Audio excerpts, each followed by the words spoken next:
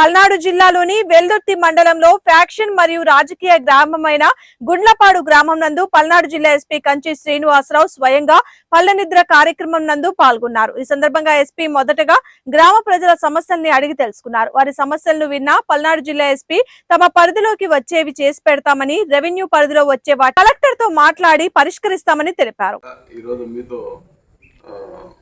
Police department కి సంబంధించి మేము ఏమి చేయొచ్చు? ధన్యవాదాలు సార్. మా గ్రామంలో గతంలో చాలా హత్యలు జరిగాయి సార్. మరియు ఇప్పుడు మా నాన్నగారి హత్యతో మొత్తం 17 హత్యలు జరిగాయి సార్ మా ఊర్లో. ప్రతి హత్యలో కూడా చింతల శివరామయ్య కానీ వాళ్ళ కుటుంబ సభ్యులు ప్రతి హత్యలో కూడా వాళ్ళు ఉన్నారు సార్. ప్రతి ఒక్కరు A1 ముద్దాయి కానీ A2 కానీ ఖచ్చితంగా వాళ్ళు ఉన్నారు సార్. వీటిపై కూడా మీరు కఠిన చర్యలు తీసుకోవాలి.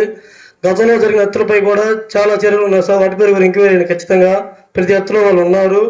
ఇలాంటి హత్యలు ముందు జరగకుండా ఉంటే వీళ్ళకి కఠినమైన శిక్షలు వేసి, మరియు మన ప్రభుత్వం ఖచ్చితంగా నారా చంద్రబాబు నాయుడు గారు కానీ, మన యువ నాయకులు లోకేష్ గారు, మన ఎమ్మెల్యే బ్రహ్మారెడ్డి గారు ముగ్గురు ఖచ్చితంగా పట్టుబట్టారు.